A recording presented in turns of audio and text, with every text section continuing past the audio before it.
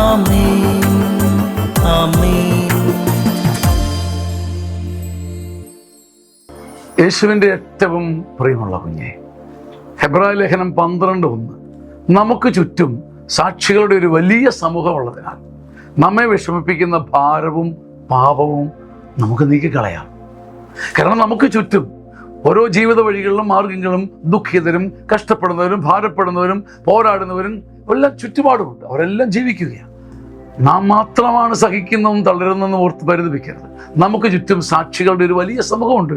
അവരുടെ ജീവിത മാർഗങ്ങൾ കഷ്ടപ്പെട്ടും ക്ലേശിച്ചും ജീവിതം ഹോമിക്കുന്ന മനുഷ്യർ നമുക്ക് ചുറ്റും അനേകരുണ്ട്. നമ്മെപ്പോലെ നിരാശപ്പെടാൻ തുടങ്ങിയാൽ ഒരുപക്ഷെ 100 തവണ പോയി ചാകേണ്ടവർ നമ്മുടെ ചുറ്റുമുണ്ട്. നമുക്ക് ചുറ്റും സാക്ഷികളുടെ ഒരു സമൂഹമുണ്ട്.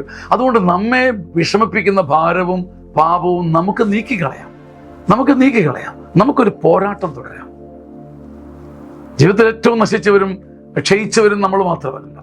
നമുക്കൊരു പോരാട്ടത്തിൻ്റെ സ്കോപ്പ് മുന്നിലുണ്ട്. നമ്മുടെ ഭാരവും പാപവും അറുത്ത് മുറിച്ചു കളഞ്ഞ് മുന്നോട്ട് പോകാൻ ഒരു ശക്തി ദൈവം തരുന്നുണ്ടല്ലോ. അത് 2 കൈ നീട്ടി വാങ്ങണം, മുന്നോട്ട് പോകണം. ആമേൻ ആമേൻ ആമേൻ.